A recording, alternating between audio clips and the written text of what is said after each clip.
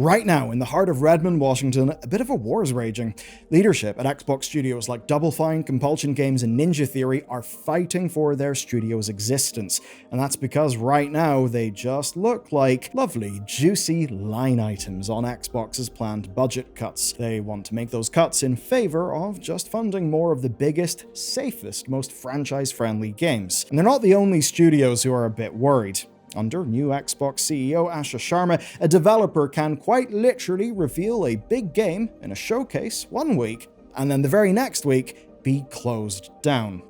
It's quite wild. Hundreds more people are expected to be laid off in the next week, and still more people are choosing to jump before they are pushed, including some notable leadership roles. It all means that Xbox's reset is here, and rather curiously, it just so happens to mean that Microsoft gets to start their next financial year with significantly fewer costs. It all started to go down with reports in social media of scared Xbox employees, but Kotaku broke the more concrete story first, and that is that Compulsion Games, the makers of We Happy Few and South of Midnight, were in Xbox's sights. Xbox leadership wanted to close the studio, but its management was in negotiations over what would happen next. Bloomberg then shed a light on those negotiations. They reached well beyond Compulsion, as we now know. Compulsion, Double Fine, who are of course the Psychonauts and Keeper studio, as well as Hellblade's Ninja Theory, are all in, quote, active negotiations to spin off as they try to thwart closure. Well, that's very much not all, because according to Bloomberg sources,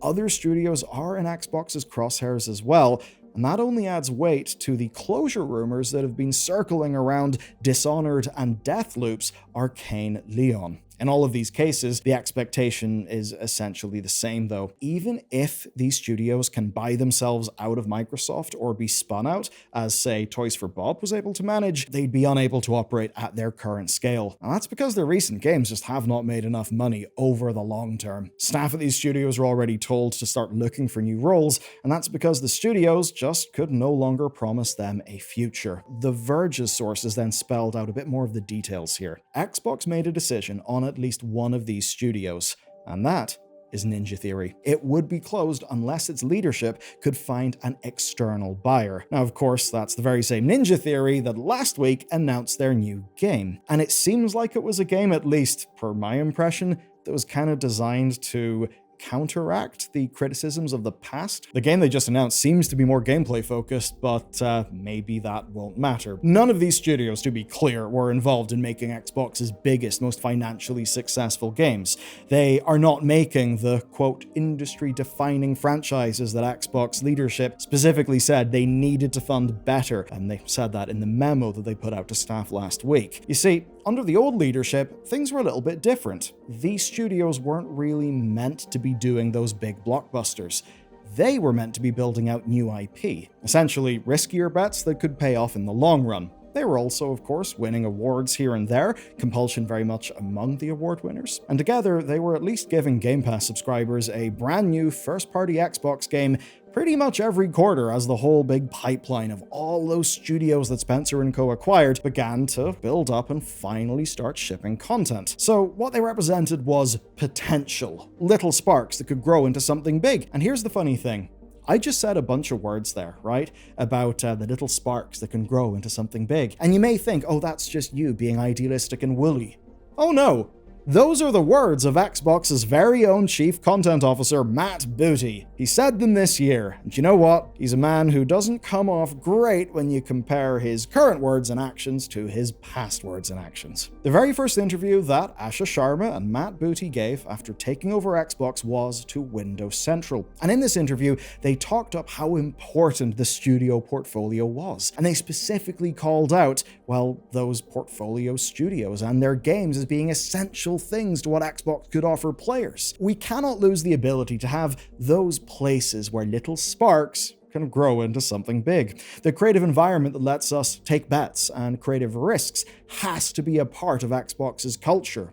We are committed. Our studio system is built for that. So this isn't some statement said under a old strategy from an old leader. This is literally what they said earlier this year. Now, of course, the studio system may have been built for February's Xbox, not June's Xbox. June's Xbox is clearly very different. And hell, it's clearly different from even last week's Xbox, judging by how they're, revealing games and then closing studios, including studios that are making the games they've just revealed. That does mean that Asha Sharma's reset is here. And now, quite clearly, Xbox is committing itself to a very different looking future. And it seems to be one that's entirely driven by Satya Nadella's demands, which wouldn't be a surprise. He is the CEO of Microsoft. Now, Asha Sharma would appear to be his hand-picked CEO at Xbox, and it seems to mean that he's now rather free to talk more openly about what he wants from the Xbox division. So, if you like Xbox, you better listen up. You may not be pleased, or maybe you might be pleased. Let's see. He was on New York Times' Hard Fork podcast last week, and what he's got to say about Xbox was refreshingly honest from a CEO. Here's the quote. "No one can accuse Microsoft of not having invested for the last 25 years, and now we have to turn this into a sustainable business that delivers what is fundamentally one of the best sources of entertainment. Still, the challenge we have is we've not been monetizing that entertainment. In fact, if anything, we've been subsidizing that entertainment. In fact, there's more monetization of Xbox games happening on YouTube than at Xbox." Well, Satya, what can I say? I'm happy to oblige. Now, Satya's sentiment is really the same thing that Asha said earlier last week, that Xbox doesn't make enough profit. And that is obviously a problem. Business does need to make profit, and they were floating in and around, I believe, something like 3%, which is literally worse than bonds. Not good. And the upshot of that is Xbox costs too much money. Now, never mind that, say, Nadella and the C-suite have got plans to spend $190 billion in data centers and AI this year alone.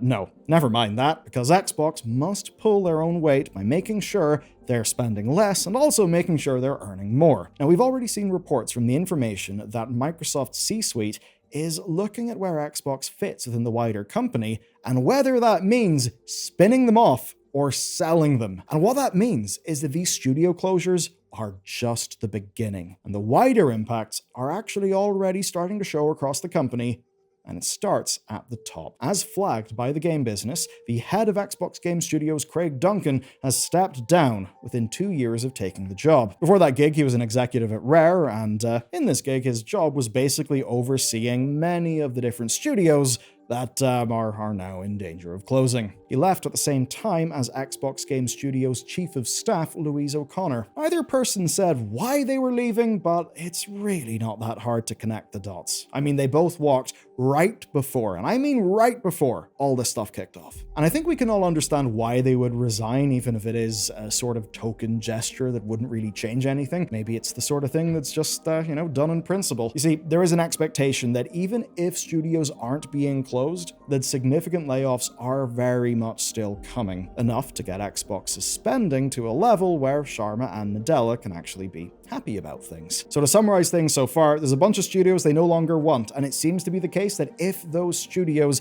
can't secure external funding to basically allow them to sort of buy themselves out, that Microsoft's just going to shut them down. And of course, for the likes of, say, Ninja Theory, it can be a little bit tricky whenever, well, Xbox owns the Hellblade IP. And that means that even if those companies are able to get their own independence back, they'll probably have to cut loads of costs, axe loads of people, and they could have issues with access to IP. But then there's people who are no longer at risk of being laid off because they were encouraged to jump rather than wait to be pushed. Earlier on this year, you see, Microsoft offered their first ever voluntary retirement program for senior staff.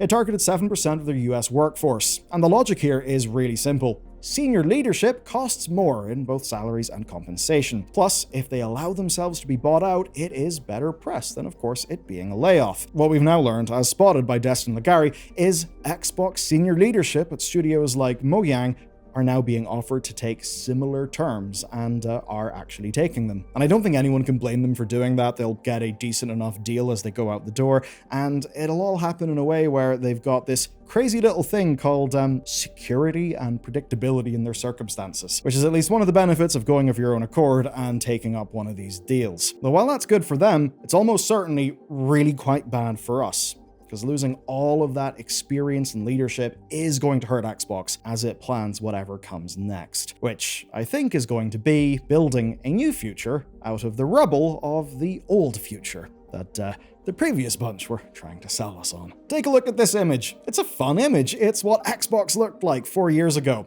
30 plus studios, all making games of every scale, and many studios, of course, with multiple teams inside them. Crazy stuff. But then Microsoft demanded the whole division hit a 30% profit margin, according to many reports, and in addition to that, having quarterly cost reduction targets.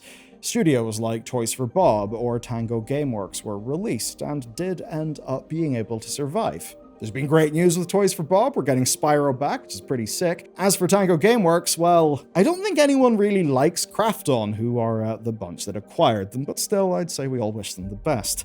Other studios, though, like The Initiative, were closed down. And as we know, thousands of people were laid off. Their overall issue was that games took ages to release, but Game Pass profits in Activision Blizzard were basically there to subsidize the rest of the business. That's stuff that we know from Asha Sharma herself. And I suppose you could say that that is sort of the platonic ideal of what a big raft of studios should give you as a business. I mean, maybe the highest form of the idea is you have all these studios and they just do nothing but non-stop bangers, but that's not how any of this ever works. The whole point of the system that had been built is that success would work in everyone's favor and that losses would get soaked up. And if that didn't work out, it was fine. Game Pass was making loads of money, and Call of Duty makes all the money in the world. Just that there's the small thing of Game Pass's price hike absolutely backfiring, and 2025's Call of Duty also absolutely backfiring. That's kind of weird.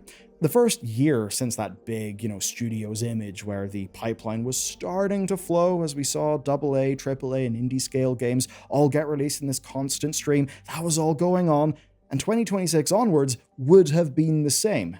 I mean, just look at the Xbox showcase. But obviously, their plans are now very different indeed. Studios like Double Fine, Compulsion, and Ninja Theory weren't meant to make huge AAA franchises. They never did that sort of thing. But now, the impression is that Xbox rather talk to third parties than make those games in-house. Paying for a publishing deal is, of course, likely cheaper than just paying people's salaries directly yourself, especially because, hey, if it's a publishing deal that doesn't work out, that's fine. Just move on to the next thing. You're not caught holding a studio-shaped bag. So, what does Xbox want to make then?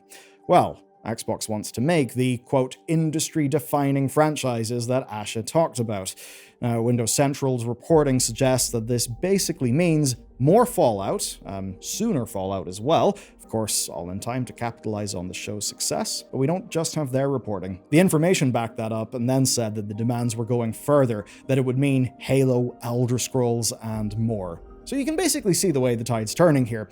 Big franchises, and specifically the big franchises that are already proven things. That's what'll get you a budget in the new Xbox era. And it's the same thing that's happened to Western publishers like EA, Take-Two, and Ubisoft, who basically can't really take risks or give you new games. They will only give you the games that you'll recognize. And I think the funniest thing is that if this was all a plan cooked up by Bobby Kotick, it would sort of be indistinguishable, and it would be exactly the sort of thing that he applied to Activision through all of those years. And of course, while he pissed off loads of us along the way, made a shitload of money for the company, didn't he? One thing I want you to understand from this video is that everything we've covered here is just the precursor to far wider cuts. Even Xbox's profitable, more tenured studios could still see layoffs. Everything reshuffled around leadership's new plans. Plus, of course, senior staff walking out the door for early retirement, taking all of their lovely hard-earned experience with them. And all of that is a damning abdication of responsibility from Xbox's new leadership after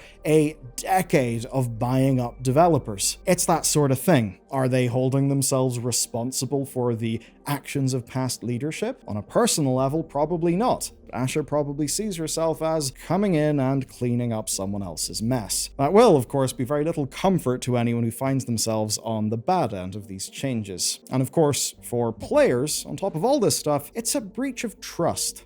Though it's not the first time Xbox has done that. But previously, there's always been a specter of Microsoft in the background. It had always been the idea that Phil Spencer and co., while they were failing, they were sort of being forced into action by Nadella and the C-suite. There are people who could review a game and absolutely love the game, but still have to cut the team whenever the demand came from on top. Under the new leadership, well, with all their claims of latitude from Nadella and their appeals for responsible development, I think it's far harder to give them the same grace whenever they showed us a game 1 week and then closed the studio that made the bloody thing just 1 week later. This is a developing story. It will develop, so stay tuned to the channel. There's a lot of rough stuff happening in the industry. A lot of that's also happening in the funding space. I think you guys can see with this video how, yeah, it's the funding situation, the money situation drives so much of this. And while that's one reason you should check out this video next, the other reason, quite simply, take a look at the thumbnail and get a load of just how luscious John Romero's hair is.